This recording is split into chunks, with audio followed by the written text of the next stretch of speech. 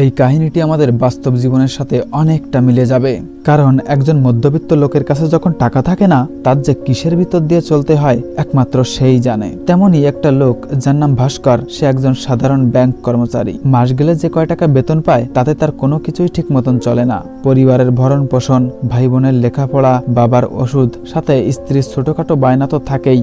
তিনি এলাকার সব থেকে ঋণগ্রস্ত ব্যক্তি। ঋণের জন্য যে কোনো জায়গায় তাকে খুব অপমানিত হতে হয়।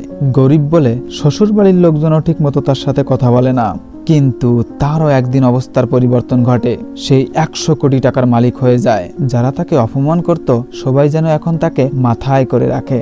যে একসময় স্ত্রীকে একটা সোনার আংটিও দিতে পারত না, সে এখন দামি গাড়িতে করে হীরার দোকানে গিয়ে পুরা কাউন্টার খালি করে দেয়। কিন্তু সাধারণ একটা ব্যাংক কর্মচারী হয়ে কেমন করে 100 কোটি টাকার মালিক হয়ে গেল? সে কি চুরি করলো, নাকি তার ভাগ্য ও বুদ্ধিকে কাজে লাগিয়ে টাকার পাহাড় গড়ে তুললো?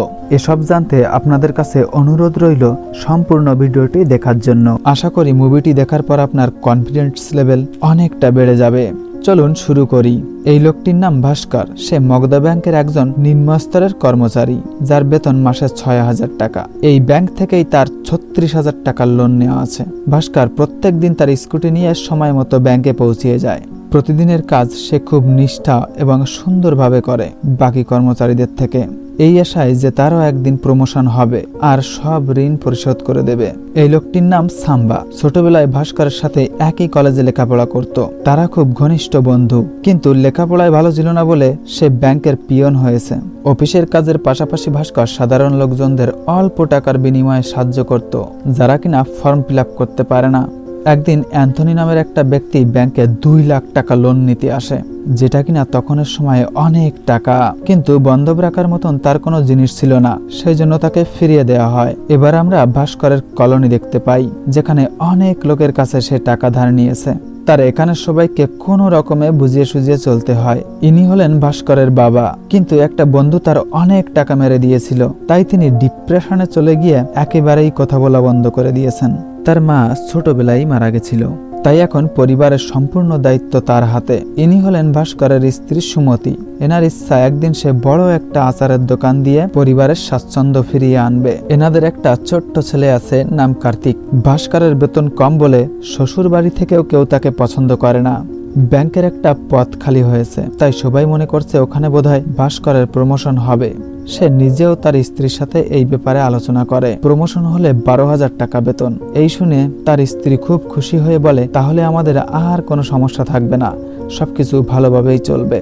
পরের দিন অ্যান্থনি নামে সেই লোকটি আবার লোন চাইতে আসে। বলে, মালয়েশিয়া থেকে একটা কার্গো ইন্ডিয়ায় আসছে, যেখানে সনি, প্যানাসোনিকের মতো নাম করা কোম্পানির কিছু টিভি অর্ডার দিয়েছি। আমার 50,000 টাকা দেওয়া আছে, আরো 2 লাখ টাকা লাগবে।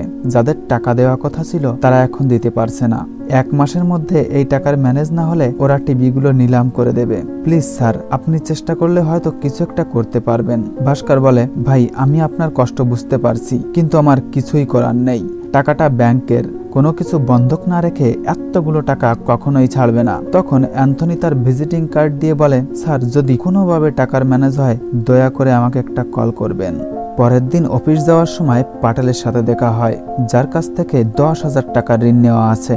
ভাস্কর অনেক দিন ধরে তাকে আজ না কাল, আজ না কাল এভাবে ঘুরাচ্ছে। পাটেল ভাই আজ মনে হচ্ছে খুব রেগে আছে, টাকা না নিয়ে কিছুতেই যাবে না। ভাস্কর বলে, প্লিজ ভাই আমাকে আর 2 দিন সময় দাও মাত্র।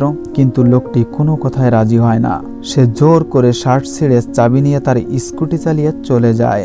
এত লোকের ভিতরে ভাস্কর খুব লজ্জাবোধ করে। তারপর সে যখন ট্যাক্সি দাঁড় করিয়ে ব্যাংকে নিয়ে যাওয়ার কথা বলে, দেখে পকেটে কোনো টাকা নেই। তাই সে পায়ে হেঁটেই ব্যাংক পর্যন্ত পৌঁছে যায়। কিন্তু একটা কথা আছে না, বিপদ কখনো একা আসে না। সেখানে গিয়ে আরেকটা বড় ধরনের ধাক্কা খায়, কারণ যেখানে ভাস্করের প্রমোশন হওয়ার কথা ছিল সেখানে অন্য একজনের হয়েছে। কিছু সময় পর ভাস্কর সিনিয়র স্যারকে বলে, আমি এই ব্যাংকের জন্য কতই না কষ্ট করেছি, প্রত্যেক মাসের টার্গেট সময় মতো পূরণ করেছি, অফিসের সব থেকে বেস্ট কর্মচারীর পুরস্কারও আমি পেয়েছি, কিন্তু আপনি বাঙালি হওয়ার কারণে ওই বাঙালি লোকটার প্রমোশন দিয়ে দিলেন। কাজটা মোটেও ঠিক হয়নি স্যার।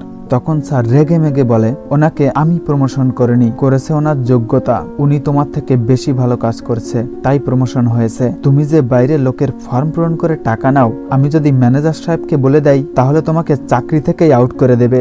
তখন ভাস্কর হাত জোর করে বলে, সরি স্যার, এমন করবেন না, আমার ভুল হয়ে গেছে। কিছুক্ষণ পরে সবকিছু স্বাভাবিক হয়ে গেলে ভাস্কর আর সাম্বা একটা দোকানে চা পান করতে যায়। তখনই অ্যান্থনি আবার টাকা চাইতে আসে, বলে আজ লাস্ট ডে, টাকা না জোগাড় করতে পারলে ওরা আমার টিভিগুলো নিলাম করে দেবে। টিভিগুলো ছাড়াতে পারলে আমার অনেক টাকা লাভ হবে, আর যদি না পারি তাহলে ভীষণ ক্ষতি হয়ে যাবে।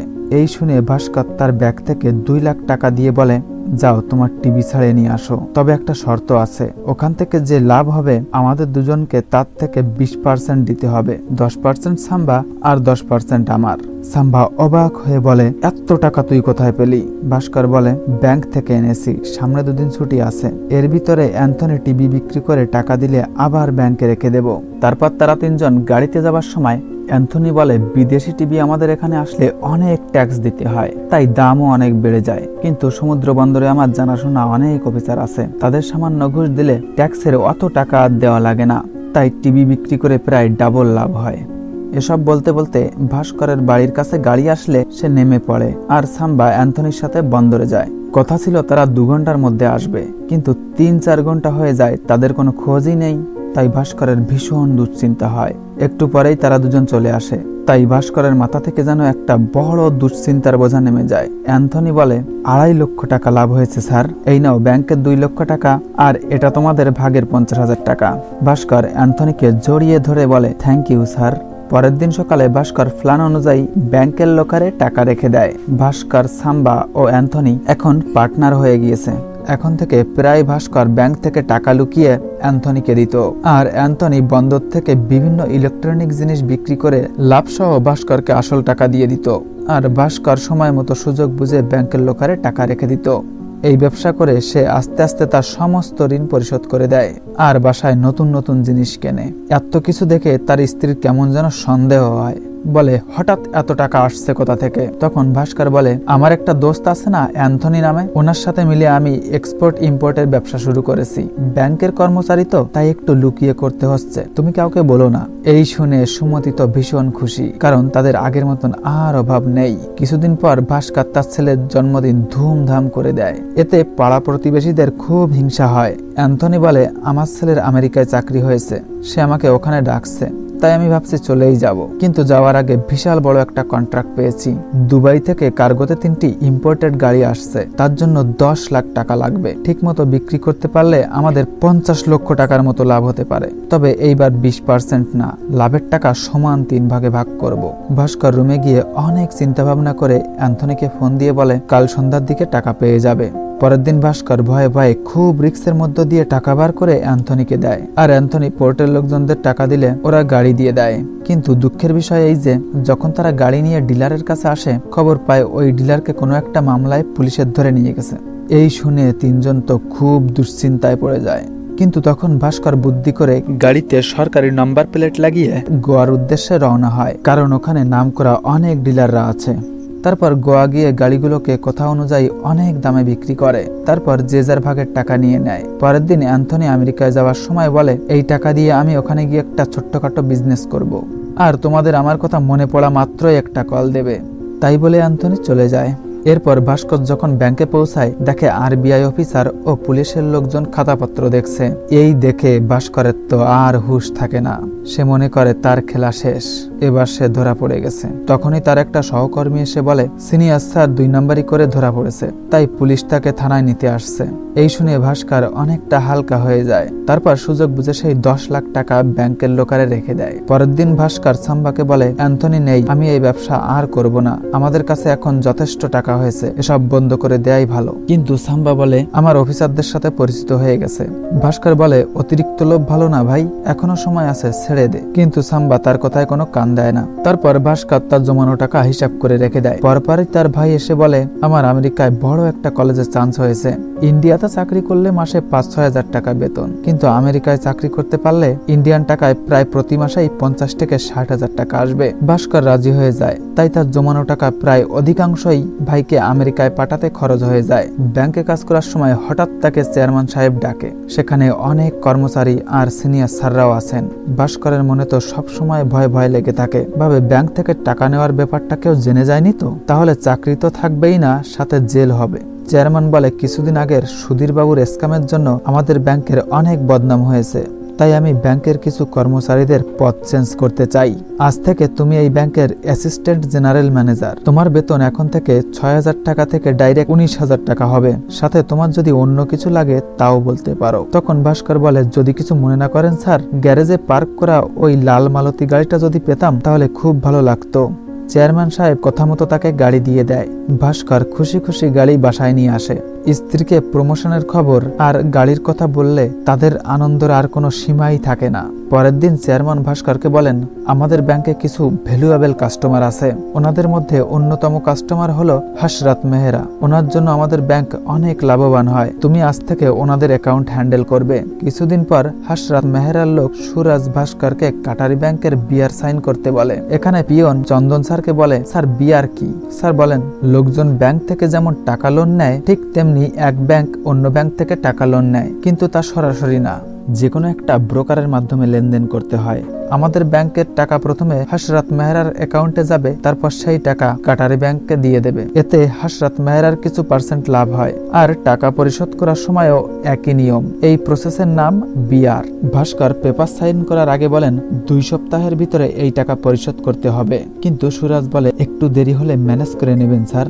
সুরাজ চলে গেলে ভাস্কর হসরত মেহরার স্টেটমেন্ট চেক করে দেখেন কাটারি ব্যাংকে কোনো টাকাই দেয় না। তাই সে কৌতূহলী হয়ে ভাবে, এত টাকা এই লোকটা করে কি? নিশ্চয়ই কোনো ঝামেলা আছে। তাই সে নিজের দায়িত্বে এই ব্যাপারে তদন্ত করা শুরু করে আর জানতে পারে হসরত মেহরা ব্যাংক থেকে বিয়ার নিয়ে শেয়ার মার্কেটে ইনভেস্ট করে। তিনি যে কোনো কোম্পানির শেয়ার তাদের টিমকে কিনতে বলে। তাই সে শেয়ারের দাম হঠাৎ বেড়ে যায় আর কিছুদিন পর শেয়ার বিক্রি করে দেয়। এতে প্রচুর লাভ হয়, তবে কাজটা আনলিগাল। তাই এসব ভাস্কর চেয়ারম্যানকে জানাতে চাচ্ছিল, কিন্তু সে ভেবে দেখলো এতে তার কোনো লাভ নেই। তাই সে সুরাজের সাথে একটা ডিল করে। হসরত মেহরা এরপর ব্যাংক থেকে লোন করলে তার 1% ভাস্করকে দিতে হবে, আর প্রত্যেক শেয়ার কেনার পূর্বে ও বিক্রি করার পূর্বে ভাস্করকে বলতে হবে, যাতে সেও শেয়ার বাজার থেকে প্রচুর টাকা আয় করতে পারে। সুরাজের হাতে অন্য কোনো উপায় না থাকায় সে রাজি হয়ে যায়। তারপর থেকে সুরাজ হসরত মেহরার নামে ব্যাংক থেকে বিয়ার নেওয়ার সময় তাকে 1% দেয় আর শেয়ার মার্কেটের খবর ভাস্করকে দিতে থাকে। ভাস্কর এর থেকে অনেক কালো টাকার মালিক হয়ে যায়। কিন্তু সমস্যা হলো এই টাকাগুলো সাদা করতে হবে। তাই ভাস্কর তার একটা পুরনো বন্ধু আনোয়ারের কাছে যায়। সে বলে, তুমি যদি টাকাগুলো লটারিতে দাও, তারা ওখান থেকে কিছু কমিশন রেখে তোমাকে বিজয়ী টিকিট দিয়ে দেবে। তখন তোমার টাকাগুলো সাদা হয়ে যাবে, কারণ তুমি লটারি জিতেছো। ভাস্কর আনোয়ারের কথা মতো কার্যক্রম করেন আর পরের দিন বাসায় এসে সবাইকে জোরে জোরে বলে, আমি 25 লক্ষ টাকা জিতে গেছি। এভাবেই দেখতে দেখতে ভাস্কর অনেক টাকার মালিক হয়ে যায় আর টাকাগুলো সাদা করার জন্য আনোয়ারের প্ল্যান অনুযায়ী কাজ করে যায়। কিছুদিন পর সুমতিকে তার স্বপ্নের আচারের দোকান বানিয়ে দেয় আর সেই আচার অনেক চড়া দামে ভাস্কর অর্ডার নেয়। কিন্তু স্ত্রীকে বলে বিদেশ থেকে আসছে এই অর্ডার। এতে তার টাকাগুলো সাদা হয়ে যায়। এভাবেই ভাস্কর তার পরিবারের সব ইচ্ছা পূরণ করে আর নিজে একটা ব্র্যান্ডের গাড়ি নেয়। প্রচুর টাকার মালিক হওয়ায় তার ভিতরে যেন একটা অহংকার চলে আসছে। তার কর্মচারী থেকে শুরু করে এলাকার লোকজন কারো সাথে ভালো করে কথা বলে না, কারো সাথে তো মাঝে মাঝে দুর্ব্যবহারও করে বসে। স্ত্রী বাধা দিলে তাকেও ছাড় দেয় না। সে যেন একেবারেই পাল্টে গেছে। কিছুদিন পর কাটারি ব্যাংকের ম্যানেজার একটা কাজের জন্য ভাস্করের কাছে আসে। কোথায় কোথায় তারা বিয়ার নিয়ে আলোচনা করতে থাকে। ভাস্কর বলে, আপনার ব্যাংকের হিসাব করতে করতে আমার কাজে অনেক চাপ পড়ে যাচ্ছে। তখন লোকটি বলে, 2-1 কোটি টাকার হিসাব একটু অ্যাডজাস্ট করো। ভাস্কর বলে, কি বলেন স্যার? 2-1 কোটি টাকা নয়, পুরা 90 কোটি টাকা, আর সব মিলিয়ে হিসাব করলে তার থেকেও বেশি হতে পারে। এই শুনে লোকটি তো পুরাই চমকে যায়, বলে, পেপার দেখাও, পেপার দেখাও। পেপার দেখে ভাস্করকে বলে, হসরত মেহরা আমার সাথে স্ক্যাম করছে, ওরা আমার সিগনেচার নকল করছে। আমি তো 1-2 কোটি টাকার বেশি চেক সাইন করি না। এবার দুজন তো খুব চিন্তায় পড়ে যায়, কারণ আরবিআই ইনকোয়ারি করা মাত্রই তাদের জেল নিশ্চিত হয়ে যাবে। এসব চিন্তা করতে করতে যাওয়ার সময় লোকটি হার্ট অ্যাটাক করে মারা যায়। তারপর সুরজ যখন ভাস্করের কাছে আসে, সে রেগে মেগে বলে, তুই ওই ব্যাংকে নকল সিগনেচার করে টাকা তুলিস, তোদের আর কোনো বিয়ার আমি পাশ করব না। আগে 90 কোটি টাকা পরিশোধ কর, তারপর ভেবে দেখব, আর তোদের সাথে কোনো কাজে জড়িত থাকবো না। এদিকে সাম্বাকে পুলিশে ধরে নিয়ে যায় ইনলিগাল কাজের জন্য। তাই ভাস্কর ওখানে গিয়ে পুলিশকে ঘুষ দিয়ে তাকে ছাড়িয়ে নিয়ে আসে। সাম্বার কাছে ব্যাপারটা জানতে চাইলে সে বলে, আমিও বড়লোক হতে চেয়েছিলাম, সেই জন্য জমানো সব টাকা দিয়ে রিস্ক নিয়েছিলাম, কিন্তু ওরা আমার সাথে বিশ্বাসঘাতকতা করলো। আমি বরবাদ হয়ে গেছি ভাই। কিছুদিন পর ভাস্করের শালাবাবু ব্যবসায় অনেক লস করে ফেলে। তাই সে ভাস্করের কাছে হাত জোর করে সাহায্যের জন্য, যারা কিনা একসময় ভাস্করের সাথে ঠিকমতো কথাও বলতো না। সুমতির মা বলে, তোকে হোম ফুড বিজনেসের আইডিয়া আমি দিয়েছি, যেখান থেকে তুই সফল হয়েছিস, আর এখন গরম দেখাচ্ছিস। তখন সুমতি বলে, আমরা যখন গরিব ছিলাম তোমরা আমাদের সাথে কেমন ব্যবহার করতে আমার সব মনে আছে। এইসব বলে ঝগড়া করে ওখান থেকে চলে আসে। তারপর রাগ করে আচারের দোকান ভেঙে চুরমার করে ফেলে। ভাস্কর থামতে বললে সুমতি বলে, তুমি থামো, সবকিছু তোমার জন্য হচ্ছে। তুমি এখন অহংকারী হয়ে গেছো, কারোর সাথে ভালো ব্যবহার করো না, এমনকি আমাদের সাথেও না। তুমি শুধু এখন টাকার নেশায় আছো। মনে হচ্ছে আমরা গরিবই ভালো ছিলাম। আমি সেই পুরনো ভাস্কর ফিরে পেতে চাই, যেখানে টাকার অভাব থাকলেও ভালোবাসার কোনো অভাবই ছিল না। ঘরে গিয়ে ভাস্কর বলে, আর রাগ করো না, কথা বলো আমার সাথে। তখন পাশ থেকে বাবা বলে, কথা তো আমি তোর সাথে বলবো, এদিকে আয়। এই শুনে সবাই তো অবাক, কারণ গত 10 বছর ধরে বাবা কোনো কথাই বলেনি। তারপর ঘরে গিয়ে ভাস্করকে ফুড বিজনেসের কাগজ দেখিয়ে বলে, সত্যি করে বল আসলে তুই কি করিস, কারণ 8 কোটি লোকের ভিতর থেকে তুই সব থেকে বড় লটারি জিতছিস, আর এখন বলছিস 5 টাকার আচার বিদেশিরা 500 টাকা দিয়ে বক্সের পর বক্স অর্ডার করছে। আমি জানি তুই কি খেলা খেলছিস, কিন্তু এটা খুবই ভয়ঙ্কর। একসময় তুই টাকা আয় করছিস প্রয়োজনের জন্য, আর এখন তোর টাকা আয় করার নেশা হয়ে গেছে। তাই আজ থেকে সব বন্ধ করে দে, না হলে খুব খারাপ ভাবে ফেসে যাবি। ভাস্কর ঠিক আছে বলে ওখান থেকে চলে আসে। পরের দিন সে যার মাধ্যমে শেয়ার কিনতো তাকে বারণ করে, আর সুরাজের সাথে কোনো ব্যাংকের লেনদেন করা বন্ধ করে দেয়। আস্তে আস্তে সে লোকজনদের সাথে ঠিক আগের মতোই ভালো ব্যবহার করতে থাকে। তার শালাবাবুকে ব্যবসা করার জন্য অনেক টাকা দেয়। এদিকে বোনের নামে বাড়ি লিখে দেয়, বন্ধু সাম্বাকে সাহায্য করে। এসব করতে করতে একসময় তার স্ত্রীর মনও জয় করে নেয়। কিছুদিন পরেই হঠাৎ রাস্তা থেকে সিবিআই অফিসাররা ভাস্করকে ধরে ব্যাংকে নিয়ে যায়, আর ওখানে গিয়ে দেখে তার ব্যাংক অ্যাকাউন্টে 100 কোটি টাকা। এই দেখে সবাই তো অবাক হয়ে যায়, কারণ একটা সাধারণ ব্যাংকের কর্মচারীর কাছে এত টাকা আসলো কিভাবে। তারপর সিবিআই স্যার ভাস্করকে বাথরুমে নিয়ে গিয়ে বলে, আমি জানি তুমি প্রথমে প্রচুর কালো টাকা আয় করেছো, তারপর বিভিন্ন কৌশলে টাকাগুলো সাদা করছো, তাই আমি এখন ইনকাম ট্যাক্সকে কমপ্লেন করে দেব। ওরা তোমার সব অ্যাকাউন্ট বন্ধ করে দেবে, আর তোমার জেল হয়ে যাবে, সাথে তোমার এত সাজানো গোছানো পরিবারটাও শেষ হয়ে যাবে। এই শুনে ভাস্করের খুব টেনশন হয়, কিন্তু অফিসার বলে, আরে ভাস্কর চিন্তা করো না, তোমার এই টাকাগুলো তুমি সব হযরত মেহরার অ্যাকাউন্টে দিয়ে দাও, আর তুমি এই ঝামেলা থেকে মুক্ত হয়ে যাও। ভাস্কর বাইরে আসলে ব্যাংকের চেয়ারম্যানও এই কথা বলে, তাই তার হাতে আর কোনো উপায়ই থাকে না। ওখান থেকেই তার 100 কোটি টাকা চেক সাইন করে আসতে হয়। কিন্তু বন্ধুরা, কাহিনী এখানেই শেষ হয়নি। কিছুদিন পর ভাস্করের চেকগুলো যখন ক্যাশে ট্রান্সফার করতে যায়, জিএম স্যার দেখেন ভাস্করের অ্যাকাউন্টে কোনো টাকাই নেই। ক্যাশিয়ারের কাছে সব জানতে চাইলে বলে, ভাস্কর তো 15 দিন আগেই তার সব টাকা উইথড্র করে নিয়ে গেছে, কিন্তু এই হিসাব মাস শেষে করা হয়, তাই কেউ বুঝতে পারেনি। এসব শোনা মাত্রই সিবিআই অফিসার ভাস্করের বাসায় এসে দেখে বাসায় কেউ নেই। ততক্ষণে ভাস্কর আমেরিকায় পৌঁছিয়ে গেছে। আসুন জেনে নিই ভাস্কর সব করলো কিভাবে। তার বাবা বলছিল, এক না একদিন সিবিআই অফিসার সাথে ইনকাম ট্যাক্সের অফিসাররা তোমার কাছে তদন্ত করতে আসবেই, তুমি তখন খুব খারাপভাবে ফেসে যাবে। তাই যত শীঘ্রই পারো ব্যাংক থেকে সব টাকা বার করে চলো আমরা আমেরিকায় সেটেল হয়ে যাই। এদিকে ভাস্কর বুদ্ধি করে আমেরিকায় যাওয়ার আগে ইনকাম ট্যাক্স অফিসে ফোন করে হযরত মেহরা 2 নম্বরে সব ব্যবসা জানিয়ে দেয়। তাই এর সাথে জড়িত সবাইকে তদন্ত করার জন্য থানায় নিয়ে আসে, সাথে ওই সিবিআই অফিসারকেও। আর এদিকে আমরা দেখতে পাই ভাস্কর তার পরিবার নিয়ে আমেরিকায় সেটেল হয়ে গেছে। আর সাথে সাথেই কাহিনী এখানেই শেষ হয়ে যায়।